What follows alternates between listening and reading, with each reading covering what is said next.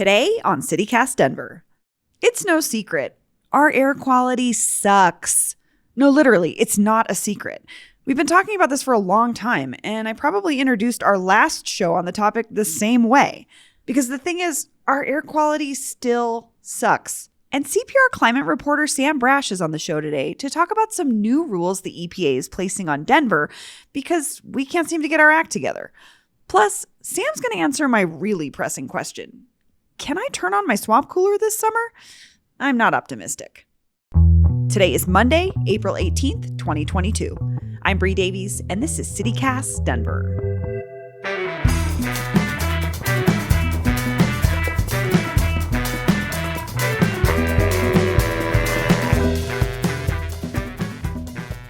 Sam Brash, welcome to CityCast Denver. Glad to be here.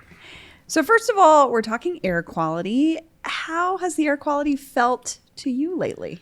Oof. Lately, it's been great. I mean, springtime is beautiful. We can see the mountains. We can breathe the air without worrying too much about it. It's been great. But definitely in the back of my head, I know it's summer is coming. And as you know, I mean, the last 2 years have been absolutely dreadful, to the point where I'm doing workouts in my living room, right? Yes. As opposed to planouts. I just feel like I grew up here too, and it's like nothing I can remember. Counterintuitive too to our outdoorsy nature, you know?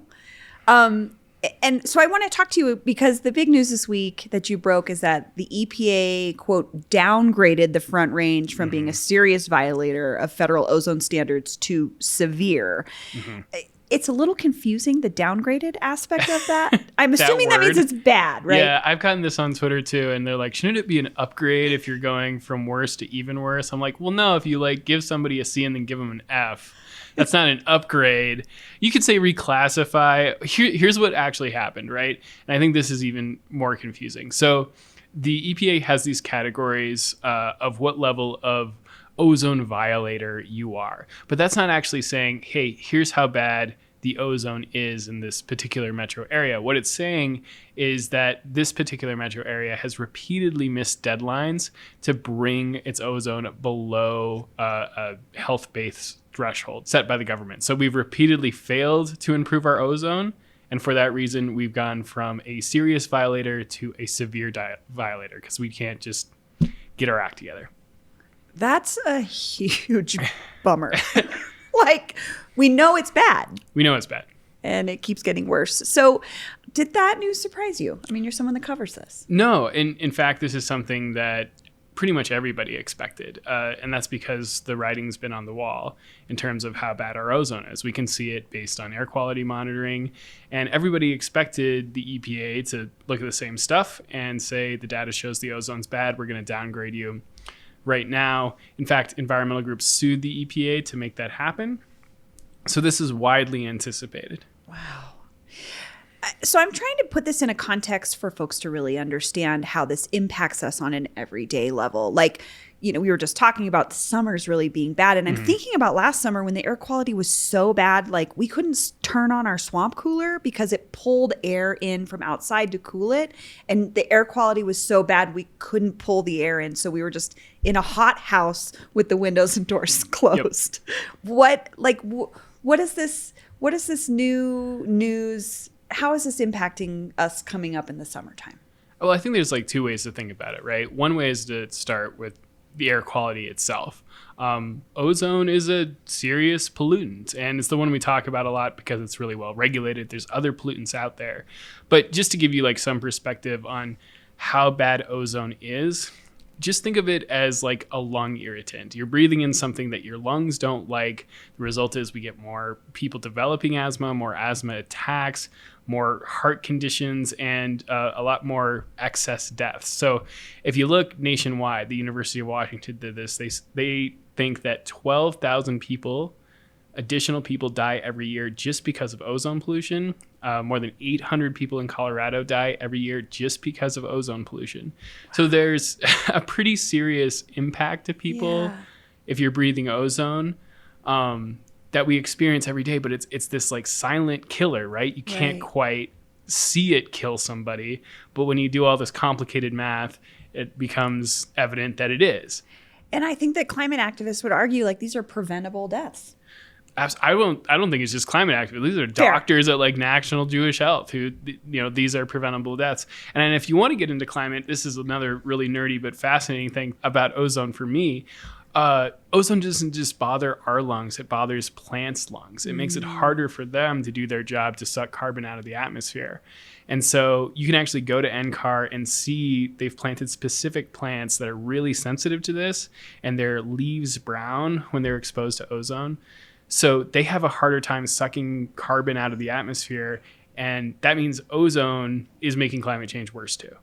So we can't depend on plants to save us if plants don't even if we're poisoning them all the time. Yeah. And you said NCAR, and that's the National Center for Atmospheric Research, that's right? Okay. My cat Freddie loves to be brushed and cuddled. But stirring up his cat allergens meant sneezing and itchy eyes. Then I found Purina One Live Clear. It's cat food that reduced the major allergen and my suffering in as little as 21 days. Now, we feel closer than ever. If you have issues with cat allergens, you really need to try Purina One Live Clear. Try new Purina One Live Clear today. Purina One, a difference from day one. So I guess then the question is like, what can we do as people? Should we be changing our habits in some way? Like, I mean, is this about like single occupant car drivers, Sam? Sure. I think, okay, if we're going to talk about individual actions, like let's do it, because this is the way the state has often approached it, right? Have you ever seen those signs on the highways that are like ozone action alert day? Yes. Right? While I'm driving my car by that sign? Yeah. Seen it. You've seen it. What that is that when the state thinks that ozone levels are going to go above these EPA standards in a given day, they ask you to do certain things like carpool and not run a lawnmower. And, that does make a big difference. Lawnmowers, especially, any two-stroke gas motor burns gas and oil simultaneously, which is just like it's just like an ozone machine, right? Like you're creating so many ozone precursors. So get an electric lawnmower. That's a great way to make a big impact. Sure, carpool, get on the bus. That's a great way to make a big impact.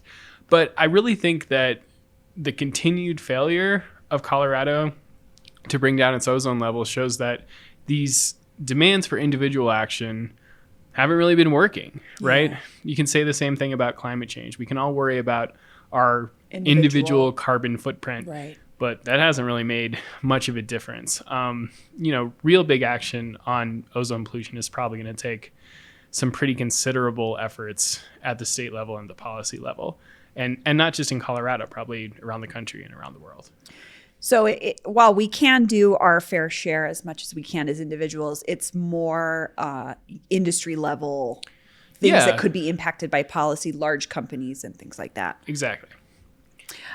So with the new severe downgrading by the EPA, how are we going to feel effects from that specific change, like as people in this city? Yeah. Well, there's two big ones, and I think let's start with the one that more affects individuals, people who drive cars, like I do. But it triggers a requirement for what's called reformulated gasoline. It's basically cleaner burning gasoline, and it's more expensive. So we ran some numbers through the Department of Energy, and it appears to show that over the last 12 months, this reformulated gasoline at the lowest, regular grade, what most people buy, is about 35 cents more expensive. In the month of March, it was about 50 cents more expensive gas prices per gallon. Are pretty bananas right now already. They're already pretty high up there.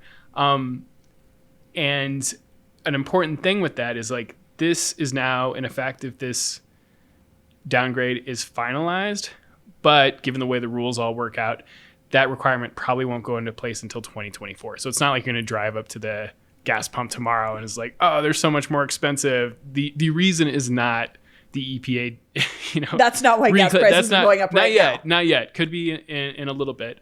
The other thing is like even more wonky, I'm sorry to say, but essentially what it says is that more businesses need to get state level air pollution permits. And these permits are how the state says, hey, you need to monitor for pollution. You need to install this scrubber to control pollution. That all gets piled into a pollution permit, and that's how they hold companies accountable. We talked to the Air Pollution Control Division, and they expect that this downgrade means that about 470 pollution sources will need to get new permits. And just talking to air regulators around the state, that probably includes like asphalt plants, that includes breweries, potentially in some cases. And I'm working on getting the list of all those businesses. Yeah, I don't because have it's not that yet. just those two. Yeah, but it's probably like a lot of oil and gas operations. Right. Are going to have to deal with a lot more regulations, a lot more scrutiny from the state to see how much ozone ingredients are they putting into the air. How can we bring those down?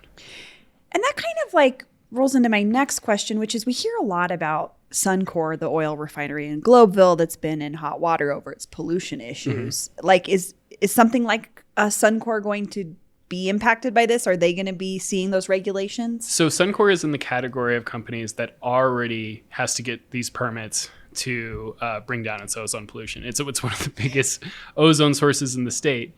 So it's already regulated. It won't face additional regulations because of this. The Suncor permit process is a whole other thing that's going on, and there's a crackdown happening with that.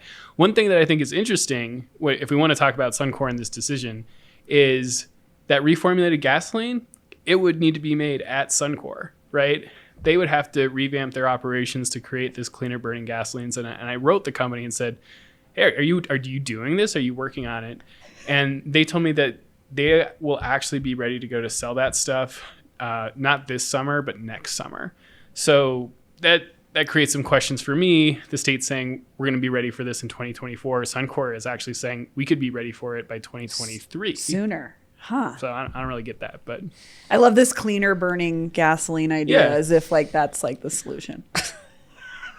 I mean, it's here's the a thing: solution. it works, right? Like California, harm reduction. California's the place where like all these ozone restrictions exist, and they've done studies on this cleaner burning gasoline, and it helps. I think kind of where I go with it is like, if this stuff does work, like why isn't it already required? Yeah. You know, Like we know these things. Yeah. The other bizarre thing, if we want to talk about what happened on Tuesday with gasoline, did you see that Biden also allowed the sale of E15 ethanol No. through the EPA? So in the same day that his EPA, cracked down on Denver's ozone pollution, as well as other places. metro areas, Yeah. which we haven't talked about, he allowed the sale of E15 gasoline, which is banned in the summer just because it creates so much ozone. Right? What? So it seems to me, and this is, I'm not like sourced up in the Biden administration. I don't know what's going on in the White House, but it seems like what's going on is they're making this long-term play and saying, we're going to get serious about ozone in the long term. But right now people are worried about gasoline. And so we're going to let gas stations sell this dirtier form of gas. Oh. But to your bigger point, like, yeah, a big way to tackle ozone would be people driving less. People driving less. You heard it here first from me, single occupant car driver. There you go. Driving less would help. It really would. So I guess we've kind of talked about the long-term effects, but like this change now that the EPA is requiring, will this like affect our air quality in the long run? Like, or even just in 3 months from now, I'm thinking about the summertime. What are we looking at? 3 months from now, I think we could be in a very similar place to last summer. Yeah. And I wouldn't expect anything different. I think you could see a lot of wildfire smoke coming in from California and Oregon and Washington. I mean, the drought conditions out there are serious, and that probably means more wildfires are happening. The sort of regulatory enforcement we're talking about, it's gonna take a while. Yeah. I don't think this decision will give anybody relief within the next few months. The summer is going to be the summer, and it's probably going to have pretty Gonna rough be miserable air quality. again. Probably. We don't know, but yeah. Well, Sam, thank you so much for breaking down this complicated topic. Sure. Hope it helped. That's all for today here on CityCast Denver. If you enjoyed the show, why not take a minute to tell a friend about us? Rate the show wherever you get your podcasts, and subscribe to our morning newsletter, where today, Peyton has rounded up a bunch of hot takes about Denver, like the 16th Street Mall is actually good? Check it out at denver.citycast.fm. We'll be back tomorrow morning with more news from around the city. Bye! Am I recording? Yes. Figured I'd ask. It's a fair question. It's a fair question. Okay.